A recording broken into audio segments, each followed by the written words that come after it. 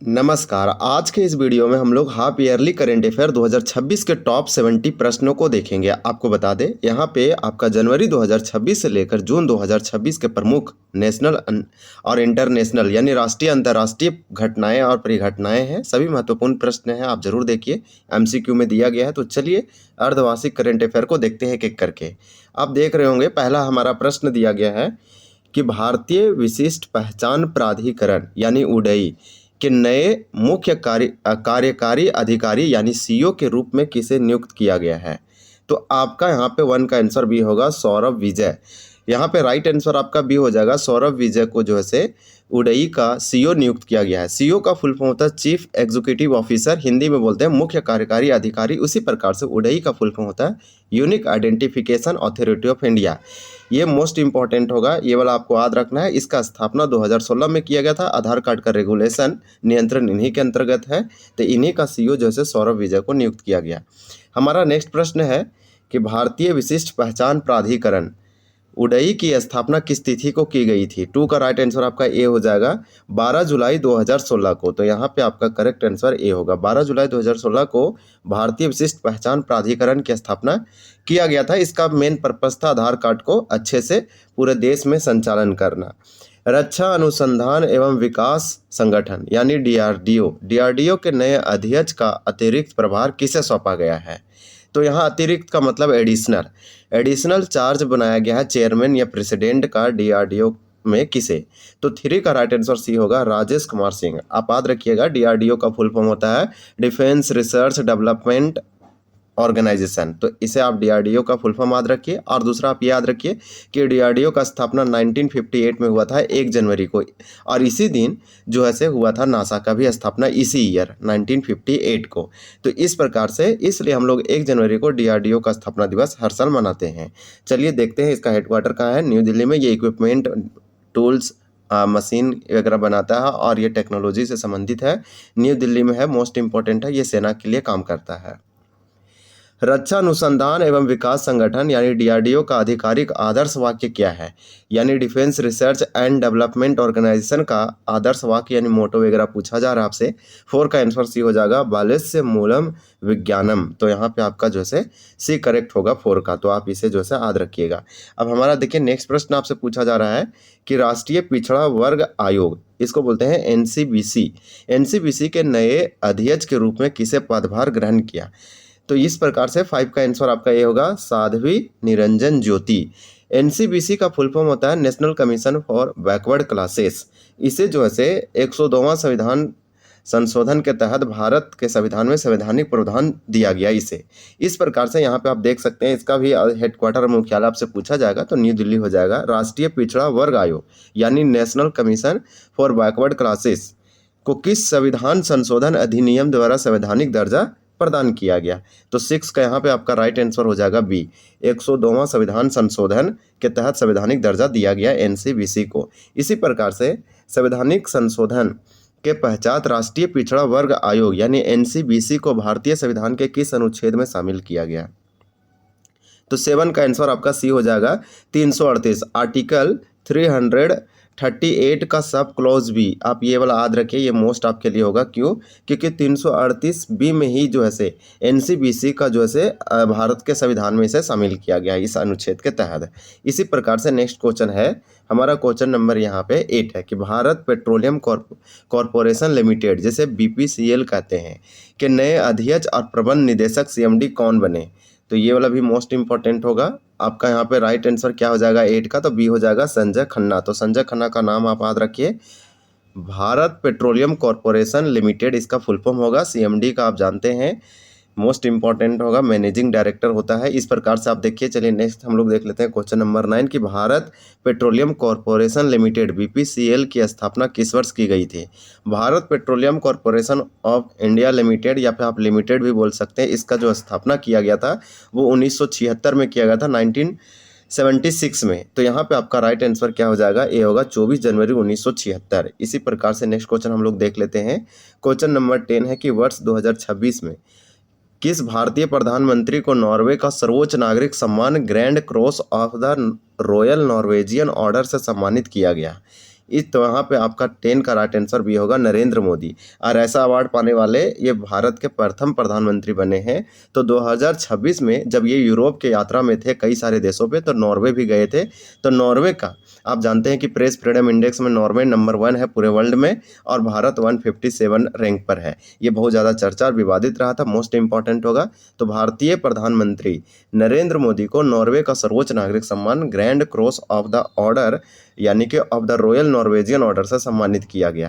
Question number 11 आपसे पूछा जा रहा है कि कितने वर्षों के अंतराल के पश्चात किसी भारतीय प्रधानमंत्री की यह पहली नॉर्वे यात्रा थी जिसके दौरान यह उन्हें सर्वोच्च नागरिक सम्मान मिला। तो यहाँ पे आपका 11 का सी हो जाएगा 43 ईयर। ये अपने आप में बहुत ही अच्छा डाटा है। तो कितने वर्षों पूछा जाएगा तो आपका सी हो जाएगा करेक्ट। यहाँ 43 वर्ष आप याद रखिए। ये प्रधानमंत्री की यह पहली 43 वर्षों में पहली यात्रा थी नॉर्वे की और इन्हें जो है सर्वोच्च सम्मान दिया गया इस देश का। अब देखिए क्वेश्चन नंबर 12 है कि प्रतिष्ठित लता दीनानाथ मंगेशकर पुरस्कार 2026 से किसे सम्मानित किया गया।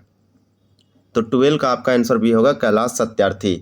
लता दीनानाथ मंगेशकर पुरस्कार जो है लता दीनानाथ के नाम पर रखा गया है। और आपको बता दें कि ये पहला जो अवार्ड दिया गया था लता दीनानाथ मंगेशकर पुरस्कार, ये देश के प्रधानमंत्री नरेंद्र मोदी को दिया गया था। अब जाके 2026 में प्रतिष्ठित लता दीनानाथ मंगेशकर पुरस्कार जो है से कैलाश सत्यार्थी को दिया गया। कैलाश सत्यार्थी को 2014 में भारत रत्न भी दिया जा चुका। भारत रत्न नहीं बोलेंगे, इन्हें जो है से नोबेल प्राइज, नोबेल का शांति यानी नोबेल पीस प्राइज दिया जा चुका है, शांति नोबेल का अवार्ड। क्यों? मलाला यूसुफजई के साथ इसे दिया गया है। मलाला यूसुफजई पाकिस्तान की थी जो उसे एजुकेशन के लिए उसे शांति या फिर पीस अवार्ड दिया गया था, नोबेल अवार्ड, और वो सबसे कम उम्र की थी। ऐसा अवार्ड पाने वाली अभी भी सबसे कम उम्र की बन गई है। तो उन्हीं के साथ जो है संयुक्त रूप से भारत के कैलाश सत्यार्थी को भी दिया गया था नोबेल पीस प्राइज बचपन बचाओ आंदोलन के लिए। तो इस प्रकार से लता दीनानाथ पुरस्कार कैलाश सत्यार्थी को दिया गया है। देखिए लता दीनानाथ मंगेशकर पुरस्कार 2026 के विजेता कैलाश सत्यार्थी को किस वर्ष नोबेल शांति पुरस्कार से सम्मानित किया गया था। तो 13 का आपका यहाँ पे सी हो जाएगा वर्ष 2014 में। चलिए नेक्स्ट हम लोग देख लेते हैं कि कुरुबा जनजाति की पारंपरिक कला को संरक्षित करने के लिए वर्ष 2026 में किसे मरणोपरांत पद्मश्री पुरस्कार प्रदान किया गया है। तो आपका 14 का आंसर यहाँ पे ए हो जाएगा कृष्णन राघवन। तो कृष्णा राघवन का नाम आप याद रखिए। कुरुबा जनजाति की परंपरा कला को संरक्षित करने के लिए 2026 में इन्हें मरणोपरांत जो है अवार्ड दिया गया है पद्मश्री, जो कि सिविलियन को दिए जाने वाला 4th हाईएस्ट अवार्ड है। इस प्रकार से 61वीं फेमिना मिस इंडिया 2026 का खिताब जीतने वाली साध्वी सतीश सेल भारत के किस राज्य से संबंधित है।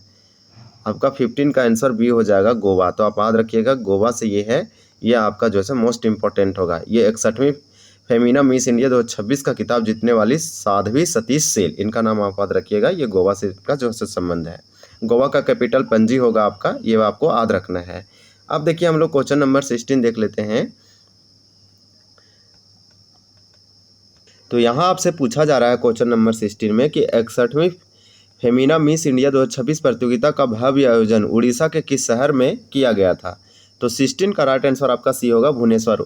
तो आप याद रखिए उड़ीसा की राजधानी कैपिटल भुवनेश्वर में 61वीं फेमिना मिस इंडिया प्रतियोगिता का जो है आयोजन किया गया था।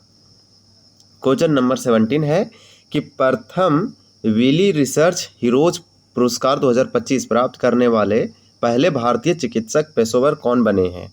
तो 17 का राइट आंसर ये होगा डॉक्टर चंद्रकांत लहारिया। नेक्स्ट हम लोग देखेंगे क्वेश्चन नंबर आपका 18 है और 18 में आपसे पूछा जा रहा है कि प्रधानमंत्री नरेंद्र मोदी को प्राप्त grand cross of the royal Norwegian order of merit उनके जीवन का कौन सा अंतर्राष्ट्रीय पुरस्कार है। तो प्रधानमंत्री नरेंद्र मोदी को हाल ही में अवार्ड प्राप्त हुआ ये grand cross of the royal Norwegian order of the merit. तो ये जो है नॉर्वे का अवार्ड है, उनके जीवन का अंतर्राष्ट्रीय पुरस्कार कौन सा है। आपका 18 का यहाँ पे राइट आंसर सी हो जाएगा 32वां है। अब तक इनको जो है 32 अवार्ड मिल चुके हैं। यहाँ पे आप देखिए टाटा आईपीएल 2026 हाल ही में फाइनल हुआ। तो टाटा आईपीएल 2026 का खिताब किस टीम ने अपने नाम किया। तो 19 का आपका राइट आंसर बी हो जाएगा आरसीबी, जिसे रॉयल चैलेंजर बेंगलुरु कहते हैं। मोस्ट इंपॉर्टेंट होगा, ये आपको याद रखना है। अब क्वेश्चन नंबर 20 है कि टाटा आईपीएल 2026 में विजेता रही royal challenger Bengaluru RCB team के कप्तान कौन थे? 20 का आंसर बी हो जाएगा रजत पाटीदार। अब चलिए नेक्स्ट देख लेते हैं। यहाँ पे आपका ये टाटा आईपीएल से सारे क्वेश्चन है कि टाटा आईपीएल 2026 की उप विजेता टीम गुजरात टाइटन के कप्तान कौन थे? तो गुजरात टाइटंस के कप्तान कौन थे? तो 21 का आंसर ए हो जाएगा शुभमन गिल। तो आप याद रखिएगा ये उप विजेता रहे हैं गुजरात टाइटन, इनके जो कप्तान थे शुभमन गिल। इसी प्रकार से टाटा आईपीएल 2026 में किस बल्लेबाज ने सर्वाधिक 776 रन बनाकर ऑरेंज कैप पर जो है कब्जा किया? तो 22 का आपका बी होगा वैभव सूर्यवंशी। ये बिहार के समस्तीपुर जिले से आते हैं, बहुत ही कम उम्र के व्यक्ति और ऐसे करने वाले ये रिकॉर्ड बनाए हैं। तो टाटा आईपीएल 2026 में जो है ये सर्वाधिक सबसे अधिक रन बनाए हैं 776, इसलिए इसे ऑरेंज कप मिला है। ऑरेंज कप सबसे अधिक रन बनाने वाले खिलाड़ियों को दिया जाता है और वैभव सूर्यवंशी इसका जो है विनर रहे हैं।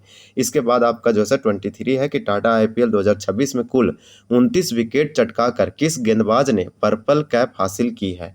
23 का आंसर ये होगा कागिसो रबाडा। तो कागिसो रबाडा का नाम याद रखिएगा। ये टोटल जो है इस बार आईपीएल में 29 विकेट 29 विकेट लिए हैं, इसलिए सबसे अधिक विकेट लेने वाले खिलाड़ी बन गए और इसलिए इन्हें जो है पर्पल कैप दिया गया। पर्पल कैप सबसे अधिक विकेट लेने वालों को दिया जाता है। यहाँ पे कागिसो रबाडा का नाम जो है इंपॉर्टेंट होगा। महिला प्रीमियर लीग जिसे WPL कहते हैं यानी वोमेन प्रीमियर लीग होगा 2026 का खिताब किस टीम ने जीता? तो 24 का सी होगा आरसीबी यानी यहाँ आपका हो जाएगा royal challenger Bengaluru. Most important ये है। इसी प्रकार से आपका क्वेश्चन 25 है कि महिला प्रीमियर लीग यानी WPL वोमेन प्रीमियर लीग के इतिहास में प्रथम शतक लगाने वाली बल्लेबाज नेट साइबरब्रंट किस देश के खिलाड़ी है और किस टीम से खेलती है? तो ये इतिहास और हिस्ट्री रची है। 25 का बी होगा। ये इंग्लैंड देश की है और मुंबई इंडियंस से खेलती है और ऐसा करने वाली WPL में पहली खिलाड़ी बन गई है। ये पहला शतक लगाने वाली बल्लेबाज है। नाम इसका है नेट साइबरब्रंट। अब नेक्स्ट देखते हैं। अब हमारा प्रश्न संख्या 26 है। इसमें आपसे पूछा जा रहा है कि इटालियन ओपन 2026 टेनिस प्रतियोगिता का पुरुष एकल खिताब जीतने वाले पहले यानी जीतने वाले जेनिक सिनर किस देश के निवासी हैं? तो आपका 26 का सी हो जाएगा। ये इटली के हैं। जेनिक सिनर का नाम आप याद रखिएगा, इटली के हैं और ये जो है इटालियन ओपन 2026 टेनिस पर जो प्रतियोगिता पुरुष एकल है वोमेन सिंगल का जो है खिताब ये जीते हैं। नाम है जेनिक सिनर। ये ग्रैंड स्लैम भी जीत चुके हैं। देखिए जेनिक सिनर पिछले कितने वर्षों में इटालियन ओपन पुरुष एकल खिताब जीतने वाले पहले इटालियन खिलाड़ी बने हैं? तो इस प्रकार से आपका 27 का सी हो जाएगा 50 वर्ष। तो ये 15 ईयर आप याद रखिए जेनिक सिनर का। इसी प्रकार से क्वेश्चन आपका 28 है कि महिला T20 अंतर्राष्ट्रीय क्रिकेट में सबसे कम उम्र मात्र 15 वर्ष में शतक बनाने वाली विश्व की पहली खिलाड़ी फेनी उटांगुसी मानिंदा जो है किस देश से संबंधित है? यानी कि यहाँ नाम है उटांगुसी मानिंद। तो ये किस देश से है? तो आपका 28 का भी हो जाएगा रवांडा से। आप याद रखिएगा इंटरनेशनल यानी वोमेन इंटरनेशनल T20 क्रिकेट में जो है सबसे कम उम्र मात्र 15 वर्ष में सब शतक बनाने वाली विश्व की पहली खिलाड़ी बनी है।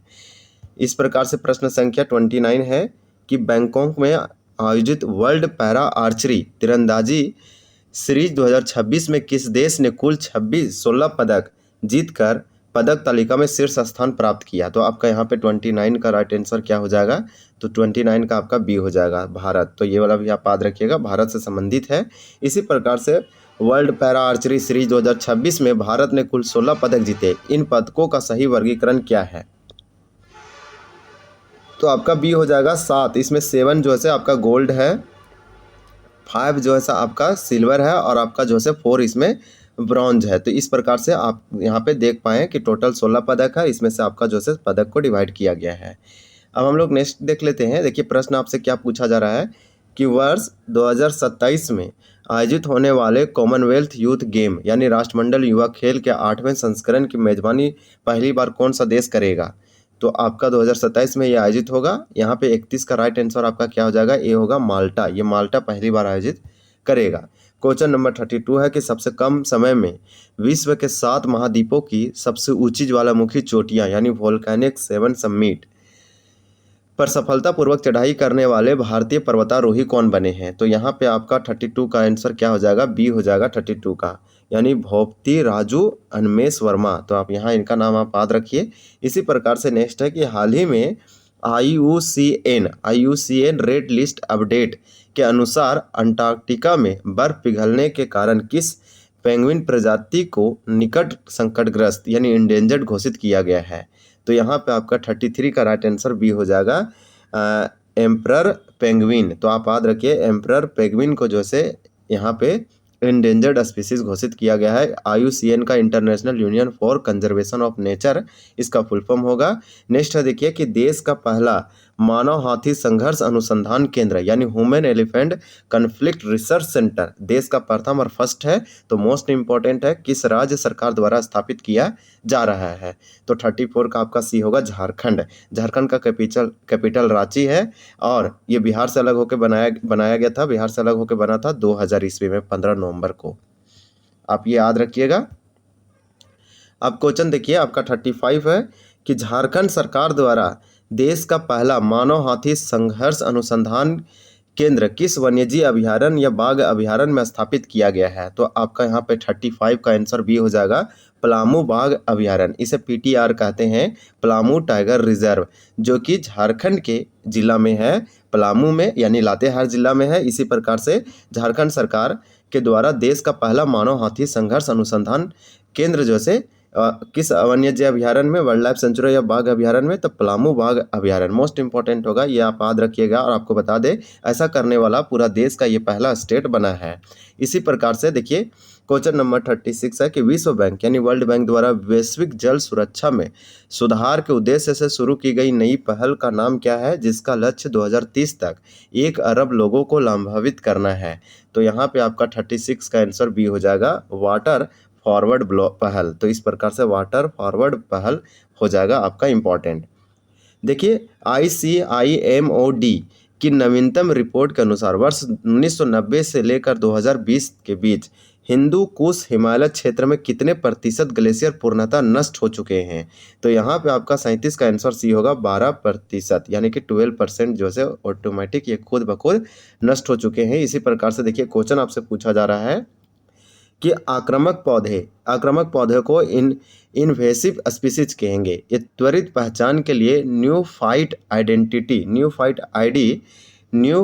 आईडी मोबाइल ऐप का विकास किसने किया, जिसे WWF पुरस्कार मिला है। तो 38 का आपका आंसर ये होगा, एन अलीम यूसुफ। तो याद रखिएगा एन अलीम यूसुफ का नाम ये जो है से न्यू फाइट आईडी बनाए हैं इन्वेसिव स्पीसीज को पहचान के लिए। इसके बाद आपका है कि हेनले पासवर्ड इंडेक्स 2026 के प्रथम क्वार्टर 1 फरवरी में जारी हुआ था। इसमें भारत को कौन सा स्थान प्राप्त हुआ। तो ये डाटा चेंज होते रहता है। ये आपका पी हो जाएगा 75वां 75 रैंक इंडिया को। इसमें सिंगापुर टॉप है। देखिए हेनले पासवर्ड इंडेक्स 2026 के द्वितीय क्वार्टर 2 मई में भारत की रैंक गिरकर किस स्थान पर पहुंच गई है। तो 40 का आंसर सी हो जाएगा आपका। सी में दिया गया 78वां यानी कि 78 रैंक हो जाएगा। ये क्वार्टर 2 का जारी किया गया उसका ये रैंक आपसे बताया जा रहा है। हेनले पासवर्ड इंडेक्स 2026 में किस देश के पासवर्ड को विश्व में शीर्ष यानी नंबर 1 स्थान प्राप्त हुआ है। तो यहाँ पे 41 का आपका राइट आंसर बी हो जाएगा, सिंगापुर। तो आप याद रखिएगा यहाँ पे आपका सिंगापुर होगा जो देश का ये पूरे वर्ल्ड का नंबर 1 है। देखिए राष्ट्रीय अपराध रिकॉर्ड ब्यूरो, इसे NCRB कहते हैं, national control record bureau, crime in India 2024 की एक रिपोर्ट के अनुसार भारत के किस शहर में सर्वाधिक आत्महत्या दर दर्ज की गई है। तो यहाँ पे 42 का आपका सी होगा, बेंगलुरु। कर्नाटक जो है उसका कैपिटल जो है आपका राजधानी बेंगलुरु में सबसे अधिक देखने को मिला। अब हमारा क्वेश्चन नंबर 43 है कि नमूना पंजीकरण प्रणाली यानी SRS 2024 के आंकड़ों के अनुसार भारत की कुल प्रजनन दर है वो घटकर कितनी हो गई। इसे बोलेंगे total fertility rate. Total fertility rate को कुल प्रजनन दर कहते हैं। किसी भी देश के लिए या पूरे विश्व के लिए 2.1% होना बहुत ज़रूरी है, टोटल TFR यानी टोटल फर्टिलिटी रेट। अब ये बोल रहा है कि भारत की कुल प्रजनन दर घटकर अब कितना हो गया है इस रिपोर्ट के अनुसार। तो 43 का आपका राइट आंसर सी हो जाएगा, 1.9 हो गया है। तो देखिए यहाँ पे आबादी धीरे धीरे देश में घट रहा है, ये आपको आने वाला समय में दिखाई देगा। फिर इसी प्रकार से एक और रिपोर्ट है SRS 2024 के रिपोर्ट के अनुसार भारत के किस राज्य में कुल प्रजनन दर यानी टोटल फर्टिलिटी रेट TFR सर्वाधिक 2.9 दर्ज की गई है, जबकि 2.1 होना चाहिए, लेकिन यहाँ पे 2.9 है। इसका मतलब इस राज्य में आबादी बढ़ेगा तेजी से।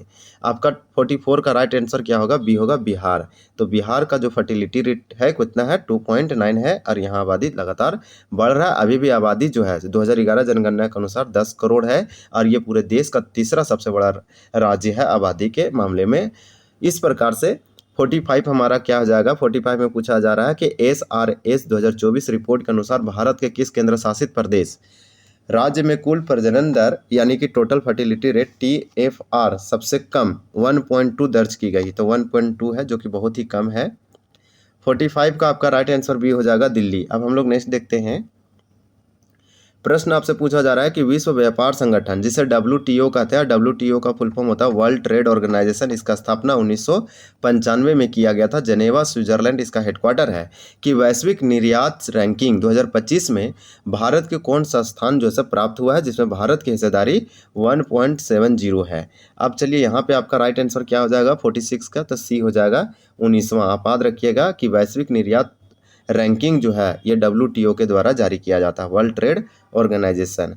अब देखिए क्वेश्चन नंबर 47 है कि WTO वैश्विक निर्यात रैंकिंग 2025 में प्रथम 3 स्थानों पर क्रमशः कौन से देश स्थित है?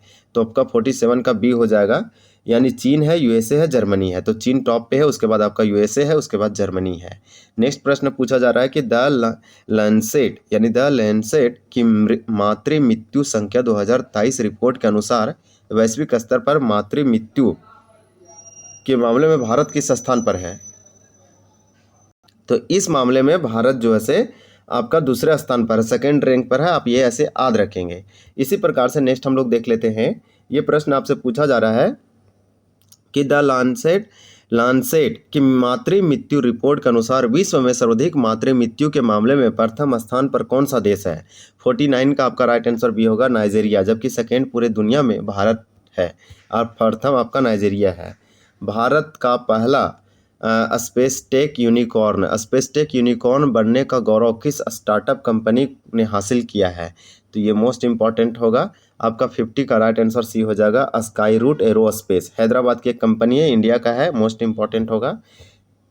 क्वेश्चन नंबर आपका 51 है कि भारत की नाभिक उपग्रह प्रणाली के किस विशिष्ट उपग्रह की परमाणु घड़ी यानी एटॉमिक क्लॉक ने हाल ही में काम करना बंद कर दिया है?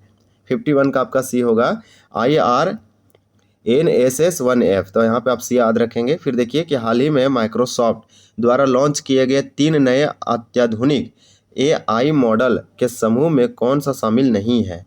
तो ये माइक्रोसॉफ्ट के द्वारा लॉन्च किया गया 3 AI मॉडल है, और इसमें से कौन एक नहीं है? तो आपका 52 का यहाँ पे राइट आंसर क्या हो जाएगा? डी हो जाएगा, MAI विजन 3। आपका जो है MAI स्क्राइब 1 है, MAI वॉइस 1 है, और MAI इमेज 2 है। तो ये वाला है, लेकिन ये वाला आपका नहीं है। तो इस प्रकार से आपको याद रखना कि यहाँ डी आंसर होगा। इसी प्रकार से देखिए पूछा जा रहा है कि गीगाहर्ट्ज स्पेक्ट्रम का उपयोग करके दुनिया का पहला कॉमर्शियल 10G इंटरनेट नेटवर्क किस देश के द्वारा लॉन्च किया गया है? 53 का सी होगा, संयुक्त अरब अमीरात, UAE। इसका कैपिटल अबू धाबी है, मोस्ट इंपॉर्टेंट होगा।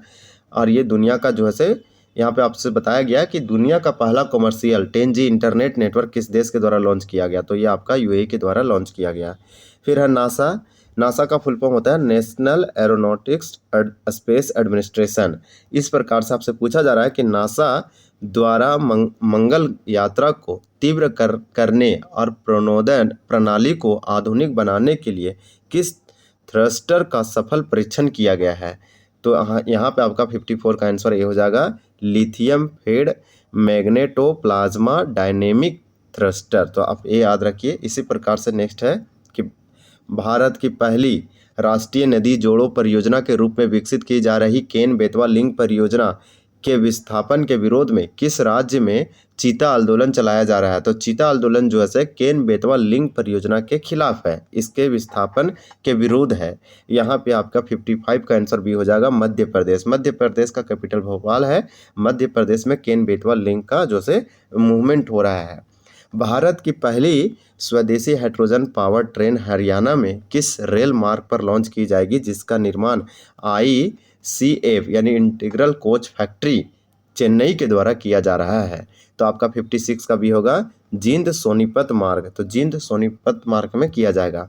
फिर देखिए, देश का पहला जल तटस्थ यानी वाटर न्यूट्रल रेलवे डिपो होने का गौरव अहमदाबाद के किस डिपो को प्राप्त हुआ है?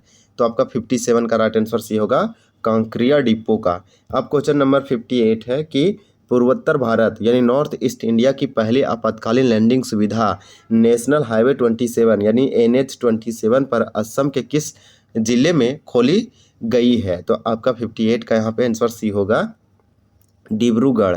हम लोग नेक्स्ट देखते हैं, असम का कैपिटल दिसपुर है, आप याद रखेंगे। केंद्रीय कृषि मंत्री शिवराज सिंह चौहान ने राष्ट्रव्यापी खेत बचाओ अभियान का शुभारंभ मध्य प्रदेश के किस गांव से किया गया? तो खेत बचाओ अभियान कृषि मंत्री शिवराज सिंह चौहान के द्वारा किया गया और ये मध्य प्रदेश से किया गया। आपसे पूछा जा रहा है किस गाँव से। 59 से आपका आंसर ये होगा रामसिया गांव से। अब नेक्स्ट देखते हैं रामसिया गांव, यहाँ पे आपका राइट आंसर हो जाएगा कि हाल ही में दिल्ली सरकार द्वारा शुरू की गई मुख्यमंत्री कौशल विकास योजना के तहत पंजीकृत पारंपरिक कारीगरों को मासिक रूप से कितना स्टाइपेंड यानी कि वजीफा प्रदान किया जाएगा? तो आपको बता दें कि 60 का आपका राइट आंसर सी होगा 4800 रुपये यानी 4800, ये आपका जो है राइट आंसर होगा सी। इसी प्रकार से क्वेश्चन नंबर 61 है कि स्थानीय व्यंजनों और पारंपरिक खान पान को लोकप्रिय बनाने के उद्देश्य से एक जिला एक व्यंजन यानी कि वन डिस्ट्रिक्ट वन प्रोडक्ट, आप बोल सकते वन डिस्ट्रिक्ट वन व्यंजना मतलब वन, आप जैसे फूड वगैरह या फिर आप डिस्ट्रिक्ट बोल सकते हैं, योजना किस राज्य सरकार द्वारा जो है प्रारंभ की गई है? आपका 61 का यहाँ पे राइट आंसर बी होगा, ये उत्तर प्रदेश ने ऐसा किया है। यहाँ पे वन जिला वन उत्पाद जो है चालू किया गया था। इसी प्रकार से यहाँ पे एक योजना और इसी प्रकार से लाया गया। औद्योगिक बुनियादी ढांचे को बढ़ावा देने के लिए भारत सरकार द्वारा 33,600 करोड़ की कुल बजट के साथ 100 यानी 100 प्लग एंड प्ले औद्योगिक पार्क विकसित करने के लिए कौन सी योजना लाई गई है? तो आपका 62 का राइट आंसर ए हो जाएगा भव्य योजना। तो भव्य योजना जो है से मोस्ट इंपॉर्टेंट होगा, इसमें 33,600 करोड़ रुपए के कुल बजट के साथ 100 प्लग एंड प्ले औद्योगिक पार्क विकसित किया जाएगा। अब देखिए 63 है कि राजमार्गों के किनारे नीम और तुलसी जैसे औषधीय पौधों के संघन वृक्षारोपण के लिए केंद्रीय मंत्री नितिन गडकरी द्वारा NHAI के समन्वय से कौन सी पहल शुरू की गई है? इसे national highway authority of India कहेंगे, मोस्ट इंपॉर्टेंट होगा। यहाँ पे आपका 63 का राइट आंसर भी हो जाएगा आरोग्य वन पहल। इसी प्रकार से क्वेश्चन 64 है कि भूमि दस्तावेजों और पट्टों के डिजिटल सत्यापन को मजबूत करने के लिए उन पर QR कोड अनिवार्य रूप से लागू करने वाला देश का पहला राज्य कौन सा बना है? तो ये आपका उड़ीसा बना है। उड़ीसा का कैपिटल भुवनेश्वर है। इसी प्रकार से क्वेश्चन नंबर 65 है कि देश की पहली सेंट्रल बैंक डिजिटल करेंसी यानी CBDC आधारित सार्वजनिक वितरण प्रणाली PDS का सफल पायलट प्रोजेक्ट गुजरात के किस शहर में लॉन्च किया गया है? तो यहाँ पे आपका 65 का सी हो जाएगा गांधीनगर। अब हमारा देखिए क्वेश्चन 66 है कि भारत सरकार ने राष्ट्रीय लेखा सांख्यिकी में सकल घरेलू उत्पाद GDP की गणना के लिए पुराना आधार वर्ष बेस ईयर 2011-12 से जो से बदल कर नया आधार या बेस वर्ष जो से निर्धारित किया है, ये क्या है? आपका 66 का राइट आंसर सी होगा 2022। आप याद रखिए 2022 से 2023 पहले जो से GDP गणना के लिए यहाँ पे बेस ईयर आधार ईयर 2011-12 था, अब इसे हटा दिया गया। अब जो से न्यू बेस ईयर आधारित वर्ष घोषित किया गया 2022-23। इसी प्रकार से क्वेश्चन 67 है कि वित्तीय वर्ष 2025-26 में 1 लाख करोड़ A1 यानी कि 1 ट्रिलियन का वार्षिक टर्नओवर पार करने वाली भारत की पहली FMCG सहकारी डायरी कंपनी कौन सी बनी है? 67 का आपका राइट आंसर यहाँ पे बी होगा अमूल। फिर भारत की पहली उन्नत 3D सेमीकंडक्टर पैकेजिंग इकाई 3D सेमीकंडक्टर पैकेजिंग यूनिट कहाँ स्थापित की गई है? तो 68 का आपका आंसर बी हो जाएगा भुवनेश्वर इन्फो वैली। इसी प्रकार से ये क्वेश्चन नंबर हमारा सेकंड लास्ट है कि विद्यापकों यानी विधायकों की डिजिटल उपस्थिति अटेंडेंस दर्ज करने के लिए AI आधारित फेस रिकॉग्निशन सिस्टम यानी AI फेस रिकॉग्निशन सिस्टम को लागू करने वाली देश की पहली विधानसभा कौन सी बनी है? तो ये आपका बी हो जाएगा आंध्र प्रदेश विधानसभा। अब हमारे इस वीडियो का लास्ट क्वेश्चन है और आपसे ये पूछा जा रहा है कि आयकर विभाग यानी इनकम टैक्स डिपार्टमेंट ने करदाताओं की समस्याओं के निवारण और एआई आधारित सहायता के लिए कौन सा नया टैक्स वेब पोर्टल और मोबाइल गाइड लॉन्च किया है। तो आपका 70 का राइट आंसर यहाँ पे बी हो जाएगा, कर साथी। तो इस प्रकार से टॉप हम लोग 70 प्रश्नों को देखे। ये हाफ ईयरली था, हम लोग और भी प्रश्न लाएंगे इंपॉर्टेंट और रिवीजन प्रैक्टिस करते रहेंगे तो एग्जाम में दिक्कत नहीं होगा। तो इस प्रकार से आप टॉपिक वाइज देख सकते हैं, वीकली भी देख सकते हैं, मंथली भी, ईयरली भी और हाफ ईयरली भी। इसी प्रकार से हम लोग की 3 मासिक भी लाएंगे तो अच्छे से हम लोग का करंट अफेयर रिवीजन होता रहेगा। जो आप पढ़े वो आप भूलें ना। तो चलिए वीडियो को एंड करते हैं। वीडियो लगा तो आप चैनल को सब्सक्राइब कर लीजिए। इसी प्रकार से आपको यहाँ पे एजुकेशनल कंटेंट मिलता रहेगा। धन्यवाद, जय हिंद।